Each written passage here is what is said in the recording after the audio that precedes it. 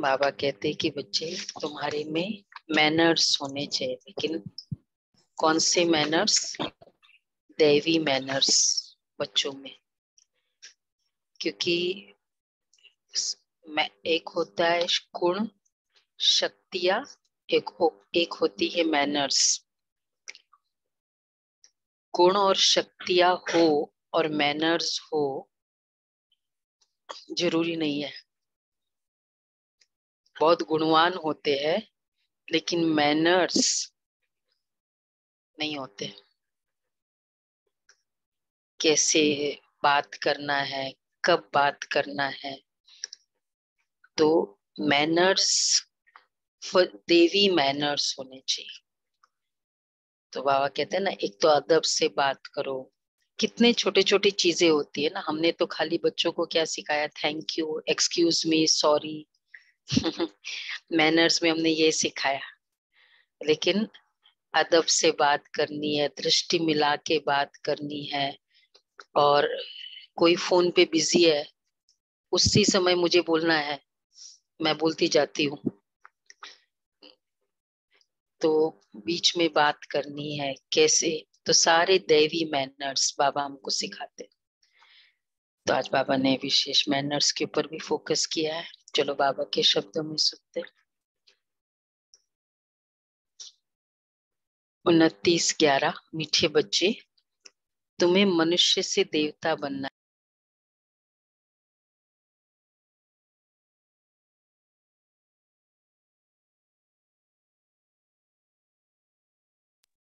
आसुरी दैवी फजीलत मैनर्स धारण करो, आसुरी अवगुण को छोड़ते जाओ, पावन बनो।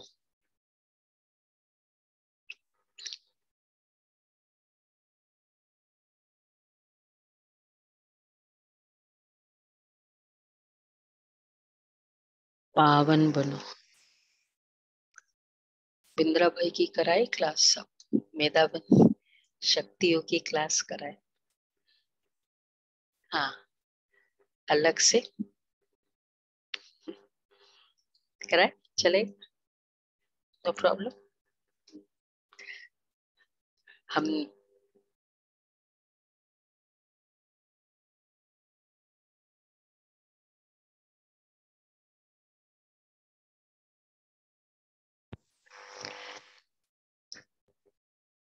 प्रश्न है,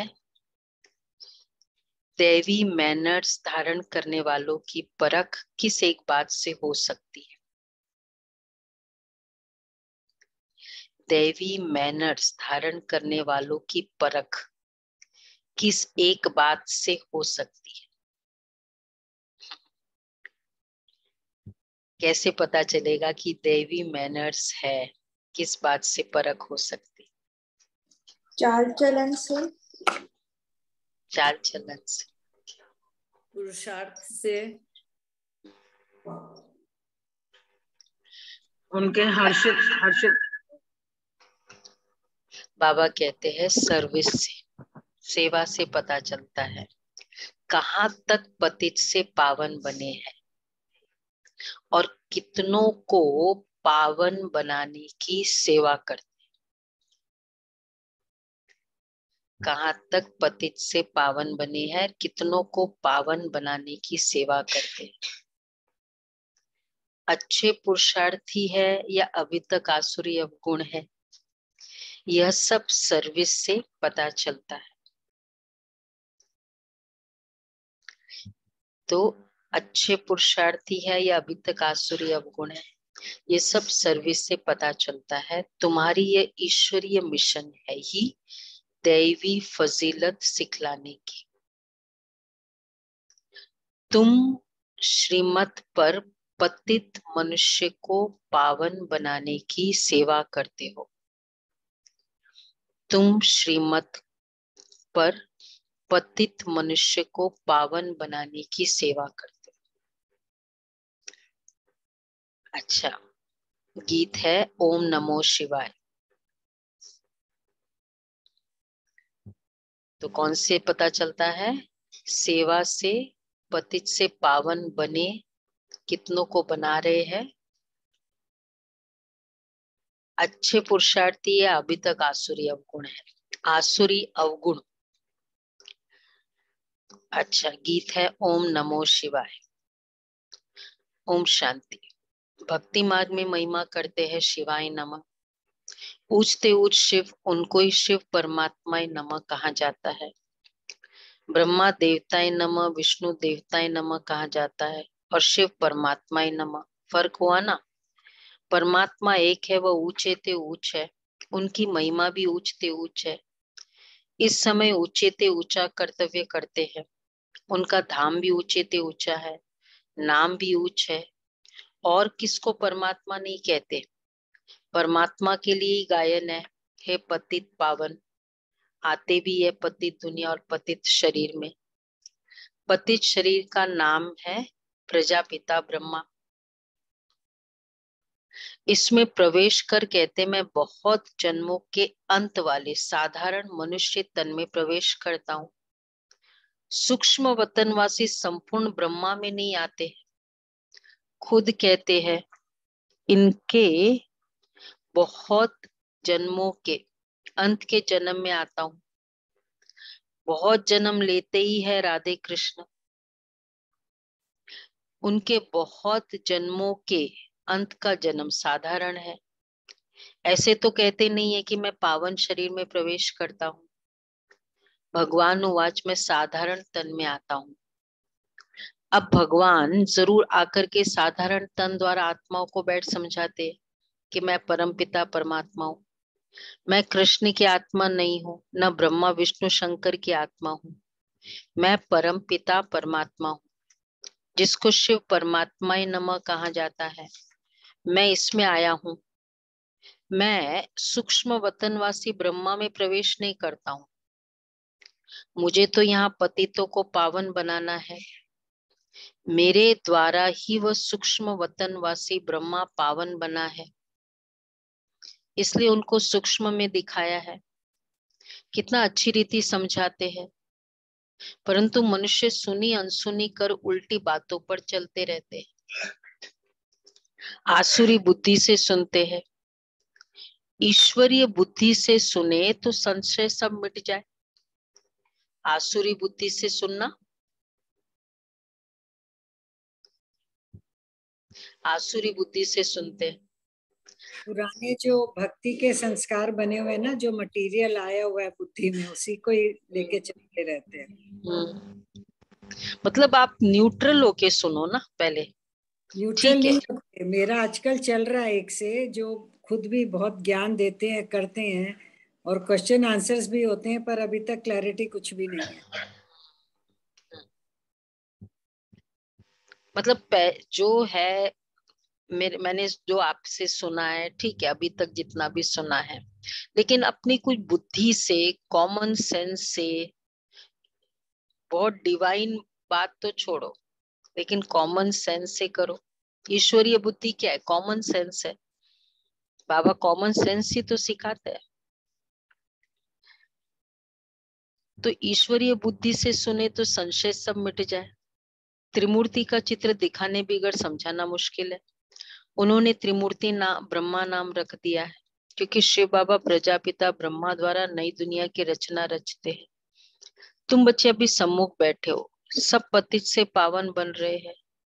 जितना जो बनेगा वह सर्विस से दिखाई पड़ेगा। जितना जो बनेगा सेवा से पता चलता है, दिखाई देता है। ये अच्छा पुरुषार्थी है, इनमें अजो नवगुण है। देवताओं में दैवी गुण थे। हर एक अपने आसुरी गुण और उन्हों के दैवी गुण वर्णन करते हैं। अभी आसुरी अवगुणों को छोड़ना है, नहीं तो उच्च पद पा नहीं सकेंगे। बाप समझाते हैं बच्चे दैवी गुण धारण करो। खान पान चलन में फजीलत चाहिए। खान पान चलन सब में फजीलत चाहिए। मैनर्स हो। खाते समय क्या मैनर्स होना चाहिए? बोलो बोलो। हाँ, आवाज से नहीं खाना है। बोलना भी नहीं चाहिए, वो भी बेस्ट है। मोबाइल नहीं देखना चाहिए। वो भी है, बातचीत नहीं हो। भगवान की याद में खाना चाहिए। पर हाँ, लोभ में नहीं, एक रस होना चाहिए। ये नहीं कि ज्यादा है तो चलो खा लिया, ज्यादा टेस्टी बना है तो ज्यादा खा लिया। एक रस याद बाबा में, इसको कहते हैं। बाबा की याद में खाना चाहिए। और दूसरा फिर तो ये भोजन की, सबको भोजन शुक्रिया के करके समय खाना कैसे चाहिए। खाना है ना। शुक्रिया बाबा करके खाना इतना चाहिए। भी सिखाते, चम्मच से जो चीज जैसे लेनी है, किस तरह लेनी है, फजीलत ना, एकदम रॉयल। चलन में, चलन तो जनरल भी है, इवन जैसे चलते हैं जोर जोर से, जब जैसे सीढ़ियां है सपोज, आवाज करके नहीं, धीरे धीरे। चाहे योग में कोई बैठे नहीं बैठे, क्लास भी चल रही है, लेकिन जैसे मम्मा का विशेषता थी ना, पता भी नहीं चलता है, तो ऐसे पता भी नहीं चले पीछे से कोई आया। चलन में इतनी, तो चाल चलन, बात करो तो कोई कोई भाई बात कर रहा है तो 1 मिनट वेट करके, तो ये सब बाबा कहते हैं छोटे छोटे। तो खान पान चलन में फजीलत चाहिए। पतित मनुष्य को बद फजीलत कहेंगे। अच्छा, हंसना है तो कैसे हंसना है, सबको पता है ना हंसने की फजीलत। दांत नहीं दिखे, दांत नहीं दिखे, आवाज नहीं आए, खिलखिलाकर हंसना, ये किसका है, प्रतीक है। बाबा बताते हैं रावण का प्रतीक है। तो देवता फजीलत वाले हैं, तब तो उन्हों का गायन है। हर एक को पुरुषार्थ करना है, जो करेगा सो पाएगा। अब भगवान तुमको सहज राजयोग सिखा रहे हैं, ज्ञान सिखला रहे हैं। ज्ञान सागर एक बाप है जो तुम्हें ज्ञान देकर सदगति में ले जाते हैं, उन्हें सुखदेव भी कहा जाता है। तो यहाँ की सब बातें न्यारी है। जो ब्राह्मण बनने वाले होंगे उन्हों की बुद्धि में यह ज्ञान बैठेगा। बहुत करके पूछते हैं, दादा को ब्रह्मा क्यों बनाया है? बोलो, इन बातों को बैठकर समझो। हम तुमको इनके 84 जन्मों की कहानी सुनाए। सब ब्रह्मा कुमारिया पावन बन देवता बन जाएंगे। पावन बनने बिगर वर्षा मिल नहीं सकता।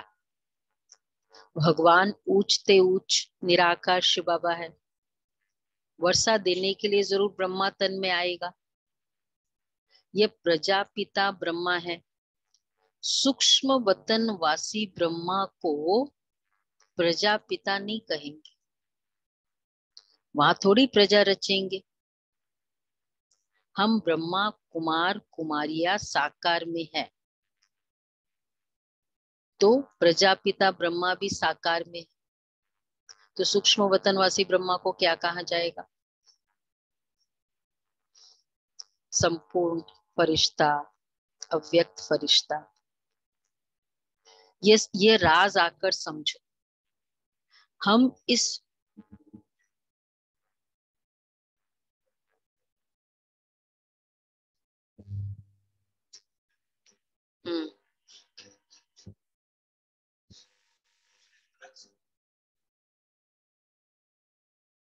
नहीं नहीं, वो तो उस, हाँ यही बदले थे ना।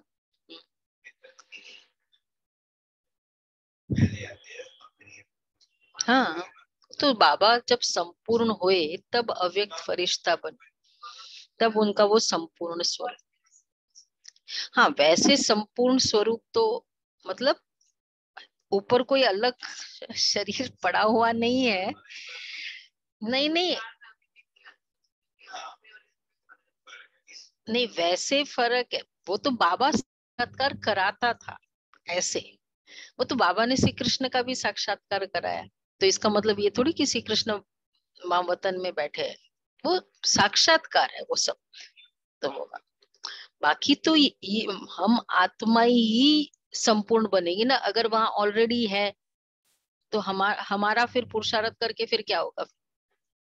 तो ये वाला ही मैं आत्मा ही की जो लाइट है वो वेरिएशन ही तो फरिश्ता का स्वरूप है, लाइट आत्मा की।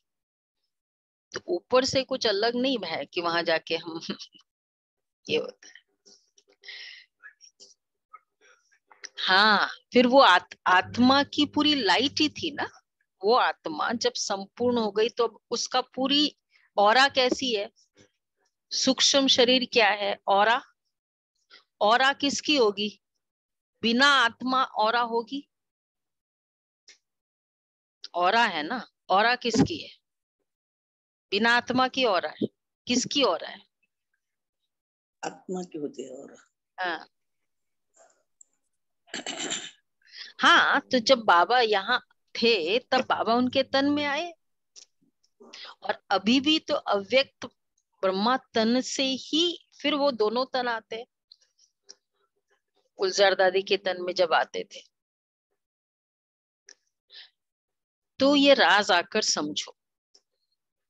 हम इस दादा को भगवान नहीं कहते, ये प्रजापिता है, इनके तन में शिव बाबा आते हैं पावन बनाने।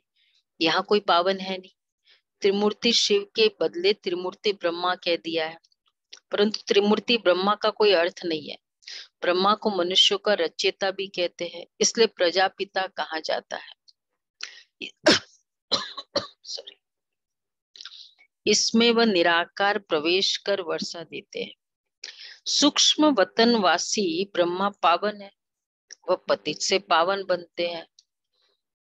हम ब्राह्मण भी पतित से देवता पावन देवता बनते हैं। शिव परमात्मा नमः कहा जाता है, ब्रह्मा विष्णु शंकर को देवता कहा जाता है। भगवान ही भक्तों का रक्षक है, वही सबको सदगति देंगे। पतित पावन है तो जरूर आकर पतितों को पावन बनाएंगे। पहले पहले पावन है लक्ष्मी नारायण, वे जरूर पुनर्जन्म लेते होंगे। 84 जन्म पूरे होने से फिर साधारण मनुष्य बन जाते हैं, उनमें फिर बाप प्रवेश करते हैं। तो यह व्यक्त ब्रह्मा व अव्यक्त ब्रह्मा, सूक्ष्म वतन में सृष्टि नहीं रची जाती। अक्सर करके लोग इस बात पर मूंझते हैं, तो तुमको समझाना है। बाप कहते मैं बहुत जन्मों अर्थात 84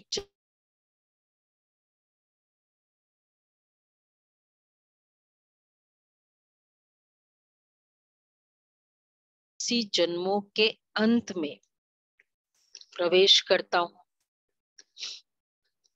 भारत में पहले देवी देवता आए,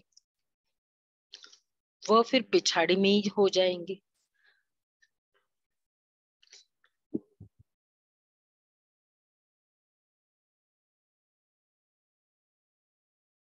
कि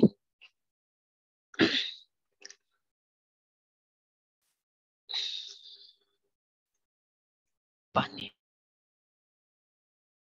भारत में पहले देवी देवता आए, वह फिर पिछाड़ी में हो जाएंगे। फिर पहले वही जाकर देवी देवता बनेंगे। विराट रूप का चित्र भी जरूर होना चाहिए। बच्चों ने अर्थ सहित बनाया है। ब्राह्मण चोटी देवता सिर, ब्राह्मण चोटी देवता सिर, क्षत्रिय भुजाएं, वैश्य पेट, शूद्र पैर। ये विराट रूप के चित्र। चोटी और देवता सिर, मतलब फेस भी बोलते हैं, माथा। और क्षत्रिय हमेशा वो क्षत्रियो का भुजा। वैश्या पेट, क्यों? वैश्या बनिया समाज, खाना बिजनेस। शूद्र पैर, शूद्र के बाद फिर ब्राह्मण। वर्णों का भी चक्र हुआ ना, ये भी समझना और समझाना है। बाबा ने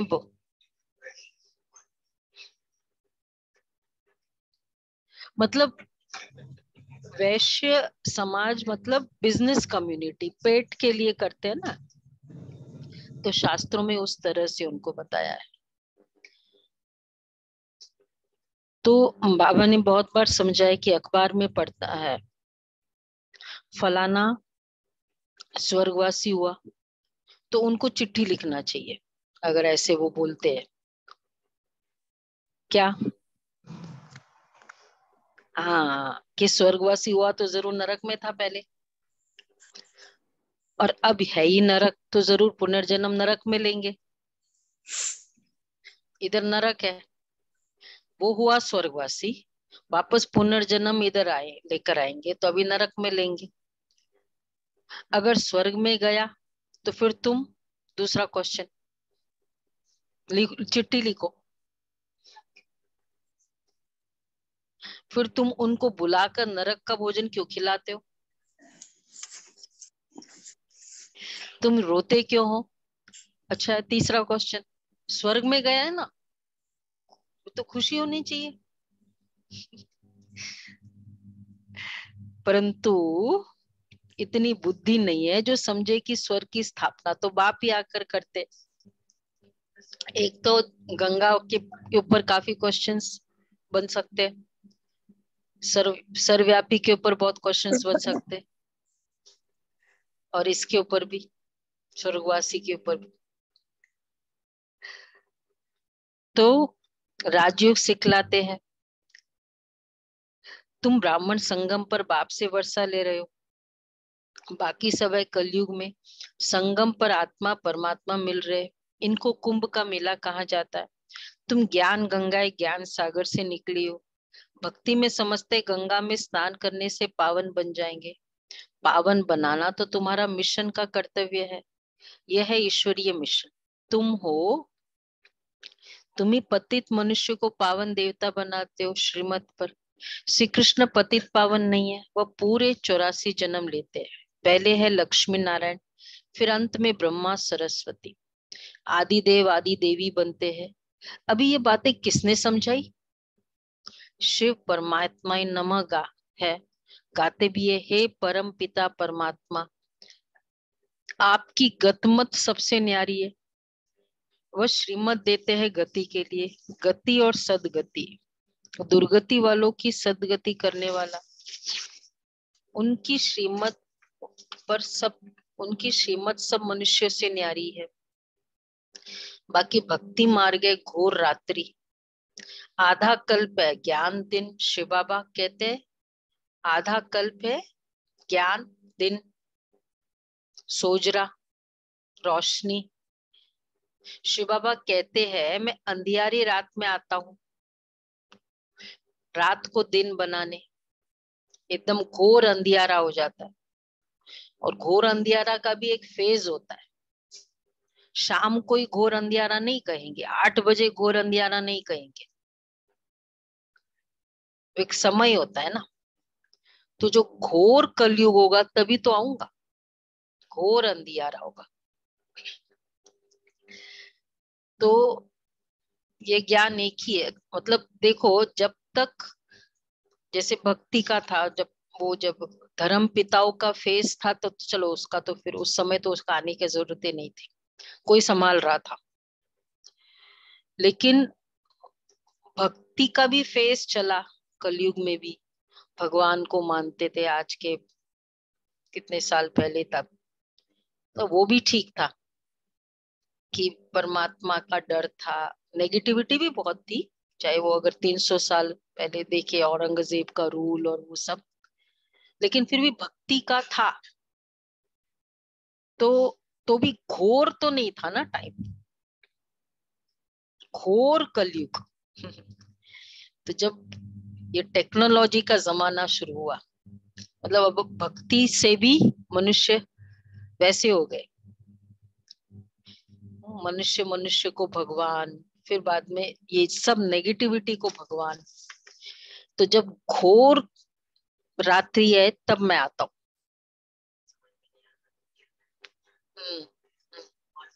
क्या है? हाँ, रात को दिन बनाने, ये ज्ञान एक ही ज्ञान सागर शिव बाबा के पास है। ऋषि मुनि आदि सब कहते कि परमात्मा बेअंत है, बाप को नहीं जानते तो गोया नास्तिक ठहरे। आधा कल्प है नास्तिक, आधा कल्प है आस्तिक। तुम अब बाप को, बाप की रचना के आदि मध्य अंत को जानते हो, और कोई नहीं जानते। इसलिए कहा जाता है निधन के। अनेक धर्म अनेक मते हो गई है। अब बाप कहते हैं इस पुरानी दुनिया का संन्यास करना है, याद करना है शांति धाम और सुख धाम को। जितना याद करेंगे उतना उच्च पद पाएंगे। गृहस्थ व्यवहार में भल रहो, सिर्फ पवित्र बनो तो पवित्र दुनिया के पवित्र धंधे भी गृहस्थ कैसे चलेगा। सिर्फ पवित्र बनना है और बाप को याद करना है। बाप कहते मैं सोनार भी हूं। तुम्हारी आत्मा और शरीर दोनों ही पतित है, इसलिए तुम्हारी आत्मा जब पावन बने तब फिर शरीर भी तो पावन मिले। सोनार हो ना, तो सोनार और प्योरिटी का क्या कनेक्शन होगा? क्यों बाबा ने कहा सोनार और पवित्रता। हाँ, पट सोने को प्योर बनाया जाता है, तो जितना प्योर होगा मतलब उसकी अलॉय निकलती है, सोने में होता है अलॉय निकलना, भट्टी में पकना। तो हमारी भी ये मुरली रूपी भट्टी है, योग रूपी भट्टी है। धारणाएं क्या है? तपस्या है। भोजन नहीं खाना ये तपस्या है बाहर का। तो ये सब पकना है एक्चुअली। तो जितना अब जैसे सपोज हम मुरली सुनते हैं, तैयार भी होना होता है, रोज भी हो, वाइट जो भी, एक्चुअली क्या है उतना हमारी तपस्या है। हम ये नहीं सोचे कि क्या है, थोड़ा लीजियरली कर ले, लेकिन हम तपस्या कर रहे हैं। तपस्या के एक एक कदम गुलजार दादी सुनाती है ना, कब से हमारा पुण्य शुरू हो गया। जब सेंटर पर आके मुरली सुने तब नहीं, जब सेंटर के लिए संकल्प कर लिया, तैयार होने लगे, वो कदम शुरू किए, तब से हमारे पुण्य का खाता शुरू हो गया, तपस्या शुरू हो गई। एक्चुअली यही तो तपस्या है। तो धंधे बिगर गृहस्थ, तो बाबा कहते हैं हाँ, तो सोनार भी है और तो ये तपना हुआ, आत्मा रूपी सोना तप रही है ये तपस्या में। तुम्हारी आत्मा और शरीर दोनों ही पतित है, इसलिए तुम्हारी आत्मा जब पावन बने तब फिर शरीर भी पावन मिले। सच्चे सोने का जेवर भी ऐसा बनेगा ना। अब तो आत्मा और शरीर दोनों ही आयरन एजेड है। फिर पावन बनाने की युक्ति बाप बताते हैं। इसलिए कहते तुम्हारी गतमत सबसे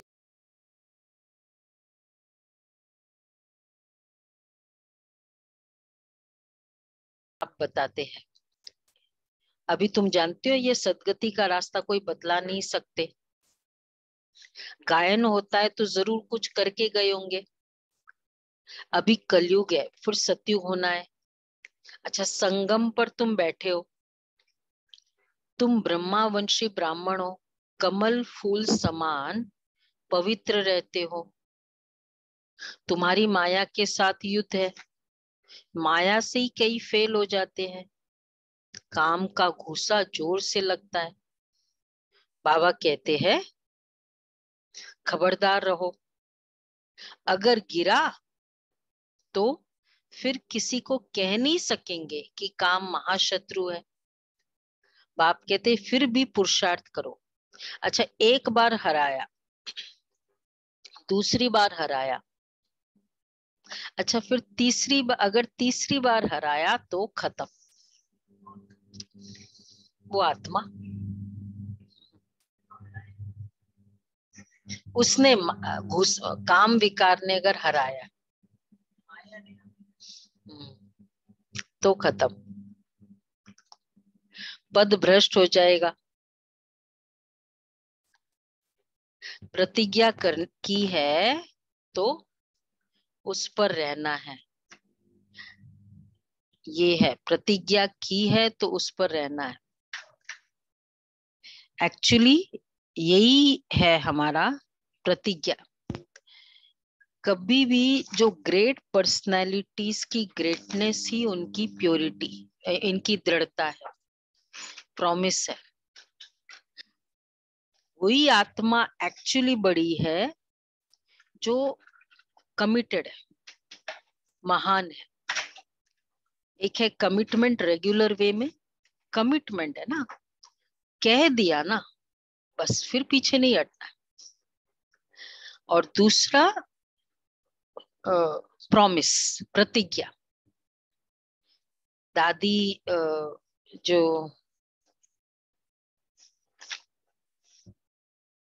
जब जानकी दादी बाप, सॉरी क्या हो गया, तो जानकी दादी जब बाबा ने कह दिया कि बाबा के पास आए, तो हाँ मम्मा ने, हाँ एक बार दादी ने लौकिक का शॉल पहना था, मतलब यज्ञ में आने के बाद लौकिक वाइट शॉल था ना, मम्मा के पास आई तो मतलब मम्मा ने पूछा, बोला मम्मा ने कहा लौकिक का पहनोगी ना तो लौकिक याद आएगा, बस वो दिन और आज दिन दादी का स्टेटमेंट्स होते हैं ना, कभी लौकिक का पहना नहीं। तो ये है महान आत्माओं के जो भी होते हैं, प्रॉमिस, आज्ञाकारी भी, और एक बार कह दिया ना, ये नहीं बार बार। हाँ हाँ,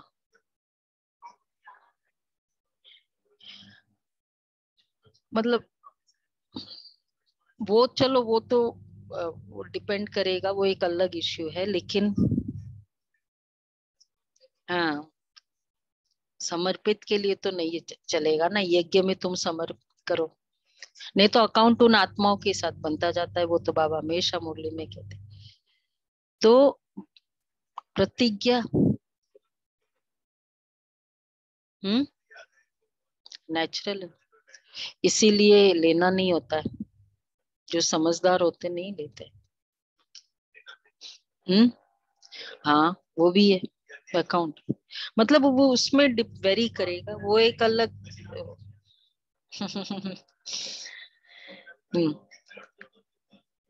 गिरते भी रहते, प्रतिज्ञा कर फिर पतित नहीं बनना चाहिए, परंतु सब तो प्रतिज्ञा पर कायम नहीं रहते, गिरते भी रहते, कोई फिर बाप को छोड़ भी देते हैं, बहुत भागने वाले भी है। अंत में तुमको पूरा साक्षात्कार होगा कि कौन क्या बनेंगे। पुरुषार्थ पूरा करना चाहिए। जो दुख देते वो दुखी होकर मरते, बाप तो सबको सुख देने वाला है, तुम्हारा भी काम है सबको सुख देना। कर्मणा में भी किसको दुख दिया तो, कर्मणा में भी दुख, किसको दुख दिया तो दुखी होकर मरेंगे, दुखी होकर मरेंगे। जिस सुख दिया तो सुखी होकर मरेंगे। अब सब यही कहेंगे ना, मिक्सचर होता है ना, कभी सुख कभी दुख, वही है। वो तो ज्ञान से समझ में आता है ना, कितनी कर्मों की गुह्य गति है। हाँ में हाँ मिलाया, हाँ दुख नहीं लेना, पद भी भ्रष्ट हो जाएगा। बेहद के बाप के साथ पूरा फरमान बरदार, वफादार होकर रहना है, पूरा फरमान बरदार। पूरा फरमान बरदार वफादार में यज्ञ में एग्जाम्पल है, वैसे तो एक से बढ़कर एक है सब में, लेकिन भाऊ विश्व किशोर दादा क्या बाबा का फरमान बरदार बच्चा।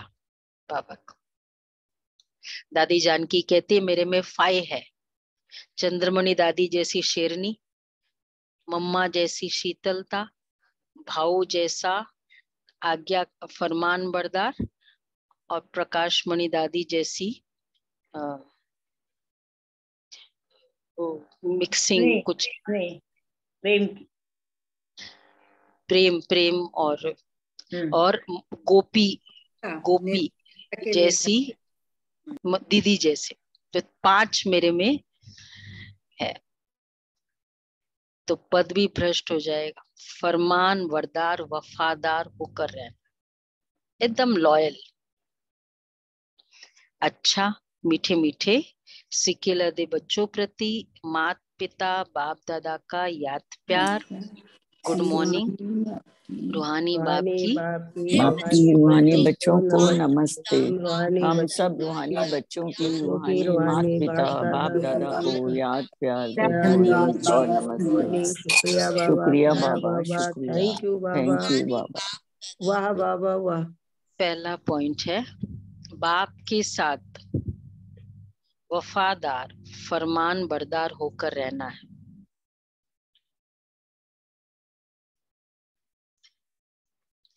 बाप के साथ वफादार फरमान बरदार होकर रहना है। कभी किसी को दुख नहीं देना है।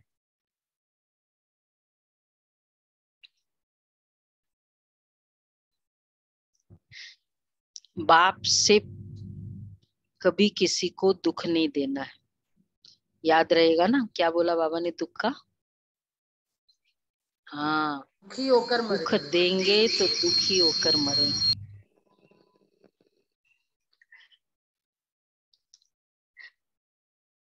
दूसरा है आत्मा नहीं सफर करे। चलो शरीर को बीमारी आती है लास्ट स्टेज में, दुखी होकर मरना नहीं है। बीमार होकर मरना रॉन्ग नहीं है। दूसरा है बाप से पूरा वर्षा लेने के लिए पवित्र बनने का पुरुषार्थ करना है। काम की चोट कभी नहीं खानी है, इससे बहुत सावधान रहना है।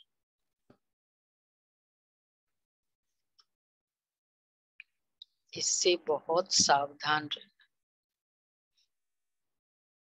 वरदान है मालिकपन की स्मृति से शक्तियों को ऑर्डर प्रमाण चलाने वाले स्वराज्य अधिकारी भव। बाप द्वारा जो भी शक्तियां मिली हैं उन सर्व शक्तियों को कार्य में लगाओ। समय पर शक्तियों को यूज करो। सिर्फ मालिकपन की स्मृति में रहकर फिर ऑर्डर करो तो शक्ति आपको ऑर्डर मानेगी।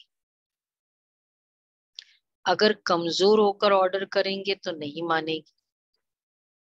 बाप दादा सभी बच्चों को मालिक बनाते हैं, कमजोर नहीं। सब बच्चे राजा बच्चे हैं क्योंकि स्वराज्य आपका बर्थ राइट है। ये बर्थ राइट कोई भी छीन नहीं सकता।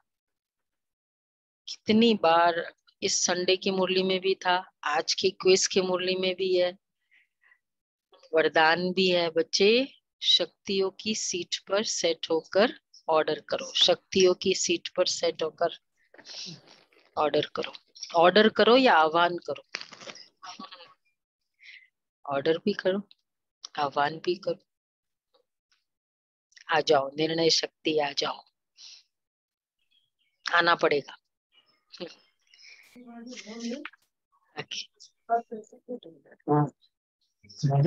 हाँ हाँ हाँ, राइट। हमारा ही तो गायन है लड़ाई के बीच में। आज उन लोग को तो टाइम लगाते हैं, तब तक पता नहीं वो सामने खड़ा है।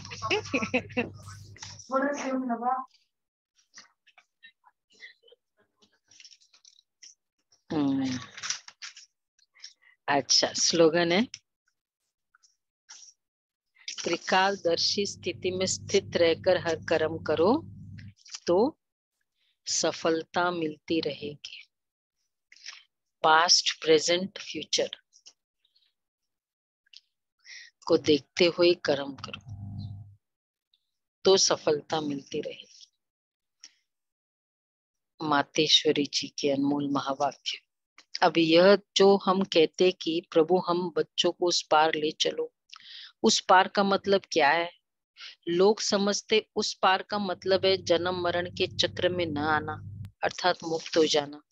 अब यह तो हुआ मनुष्यों का कहना, परंतु वो कहता है बच्चों, सचमुच जहाँ सुख शांति है, दुख अशांति से दूर है, उसको कोई दुनिया नहीं कहते। जब मनुष्य सुख चाहते तो वो भी इस जीवन में होना चाहिए। अब वो तो सतयुगी वैकुंठ देवताओं की दुनिया थी, जहाँ सर्वदा सुखी जीवन थी। उसी देवताओं को अमर कहते थे। अब अमर का भी कोई अर्थ नहीं है। ऐसे तो नहीं देवताओं की इतनी आयु इतनी बड़ी थी जो कभी मरते नहीं थे। अब ये कहना उन्हों का रॉन्ग है, क्योंकि ऐसे है नहीं। उनकी आयु कोई सतयुग त्रेता तक नहीं चलती है। अमर कह दिया का मतलब क्या हुआ? परंतु देवी देवताओं के जन्म सतयुग त्रेता में बहुत हुए हैं। 21 जन्म तो उन्होंने अच्छा राज्य चलाया है, और फिर 63 जन्म द्वापर से कलयुग के अंत तक टोटल उन्हों के जन्म चढ़ती कला वाले हैं। 21 हुए और उतरती कला वाले 63 हुए। टोटल मनुष्य 84 लेते हैं। बाकी ये जो मनुष्य समझते कि मनुष्य 84 लाख योनियां भोगते हैं, ये कहना भूल है। अगर मनुष्य अपनी योनि में सुख दुख दोनों पार्ट भोग सकते हैं, अब देखो इसके भी कई सारे लॉजिक हो सकते हैं ना। 84 लाख योनियों का कैसे? पहला, अगर मनुष्य अपने ही योनि में सुख दुख दोनों भोग सकते हैं, तो फिर उसको दूसरे योनि में जाने की क्या जरूरत है? कितने सारे दुख तो यहाँ भोग नहीं सकते। मनुष्य में क्या मुश्किल है क्या दुख भोगना? जो उसको ऑल द वे जानवर के योनि में जन्म लेना पड़े। और हाँ, फिर वहां भी तो सुख मिल सकता है। प्रेसिडेंट के बग्गी के घोड़े देखो, और डॉग्स देखो आजकल, GK2 के डॉग्स मनुष्य से भी ज्यादा प्रिविलेज्ड है। हाँ, और मैंने देखो एक और अच्छी बात है। दूसरा, मैंने आपको दुख दिया, राइट? मेरा अकाउंट आपके साथ है, तो मैं जानवर होके आपके अकाउंट कैसे क्लियर करूंगी?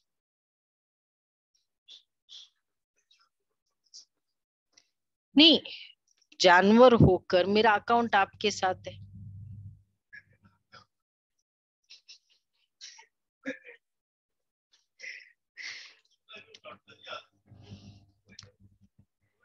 तो बाबा कहते हैं पहले मनुष्य के जो हिसाब किताब है वो तो क्लियर करे। हाँ हाँ, तो बाकी ऐसे कोई ऐसे नहीं, मनुष्य कोई 84 लाख योनियां भोगते हैं। और एक और रीजन है ना, कौन सी ऐसी योनि है कि जिसमें तन का भी दुख, मन का भी दुख, धन का भी दुख, संबंध का भी दुख, संपर्क से भी दुख मिल सकता है?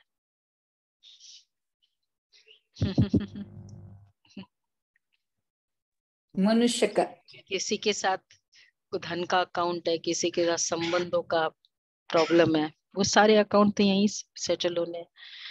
तो बाबा मम्मा बहुत अच्छा बता रही। तो अनेक किस्म की जैसी पैदाइश है, उसमें भी मनुष्य योनि में ही अपना पाप पुण्य भोग रहे हैं, और जानवर अपनी योनियों में भोग रहे हैं। न मनुष्य जानवर की योनि लेता है, न जानवर मनुष्य योनि में लेता है। मनुष्य को अपनी योनि में भोगनी पड़ती है, तो दुख सुख की महसूसता आती है। ऐसे जानवर को भी अपनी योनि में सुख दुख भोगना पड़ता है, मगर उनमें ये बुद्धि नहीं है कि ये भोगना किस कर्म से हुई है। हाँ, एक और बहुत अच्छा इसमें पॉइंट कि पनिशमेंट देने का फायदा तभी है जब रियलाइजेशन, जब रियलाइजेशन हो ही नहीं उस समय आप पनिशमेंट दो। कोमा स्टेज है उसमें उसको मारो, उसको क्या पता कि तुमने कौन सी गलती की जिसके कारण मार खा रही है। तो जानवर की योनि में रियलाइजेशन ही नहीं होगी तो फायदा क्या पनिशमेंट देके। वो पनिशमेंट भी तो पता नहीं ना, उसको पता ही नहीं कि ये भोगना है। हाँ उतना तो संकल्प तो चलता है ना। वैसी आत्मा मनुष्य की तरह आत्मा नहीं है, सोचने का तो है ही ना, मगर उन्हों में ये बुद्धि नहीं है। ये भोगना किस कर्म से, बुद्धि वाला जो फैकल्टी है वो थोड़ा कमजोर है। उन्हों की भोगना को भी मनुष्य फील करता है क्योंकि मनुष्य बुद्धिवान। बाकी ऐसे नहीं मनुष्य कोई 84 लाख योनियां भोगते हैं, ये जड़ झाड़ भी योनि लेते हैं। ये तो सहज और विवेक की बात है कि जड़ झाड़ ने क्या कर्म अकर्म किया है जो उन्हों का हिसाब किताब बनेगा। जैसे देखो गुरु नानक साहब ने ऐसे महावाक्य उच्चारण किए हैं, अंत काल में जो पुत्र सिमरे ऐसी चिंता में जो मरे सुअर की योनि में वलवल करे। जब साहिब में है। परंतु इस कहने का मतलब ही नहीं सुअर की योनि में वलवल करे तो कोई, हाँ यह नहीं कि मनुष्य कोई सूकर की योनि लेता है, लेकिन सूकर का मतलब यह है मनुष्य का कार्य भी ऐसा होता है जैसे जानवरों का कार्य होता है। बाकी ऐसे नहीं कि मनुष्य कोई जानवर बनते है। अब ये तो मनुष्य को डराने के लिए शिक्षा देते, तो अपने कोई संगम समय पर अपने जीवन को पलटाए, पाप आत्मा से पुण्यात्मा बनना है। अच्छा, ओम शांति। ये था मनुष्य। एक तो आज स्वर्गवासी वाला अच्छा था, वो भी चिट्ठी लिखना है स्वर्गवासी का। हाँ चिट्ठी लिखो, बहुतों को लिखेंगे ना फिर। टाइम्स वाले के में बहुत सारे सेवा लेफ्ट फॉर। इसलिए हम जब भी ये चौथे आदि पर होता है हम कहते हैं आत्मा इधर से चोला छोड़ा, दूसरे इमीडिएटली प्रवेश कर ले। वो भी इमीडिएटली, कोई वेट थोड़ी करती है आत्मा, तो फिर तो भटक जाए। तो भटकती हुई आत्मा हो फिर तो इमीडिएटली आत्मा शरीर प्रवेश करती है, इतना फास्ट होता है। तभी तो वो टाइम लगाता है ना, वो आत्मा निकलने में भी तो अपने हिसाब से डॉक्टर्स जवाब दे देते हैं लेकिन आत्मा निकलती नहीं है।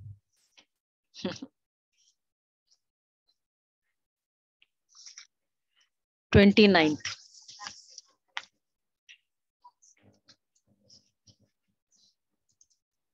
क्या? हाँ वो ठीक है। वो तो जैसे कोई की विशेष नेचर होती है, 29th उस नेचर के वश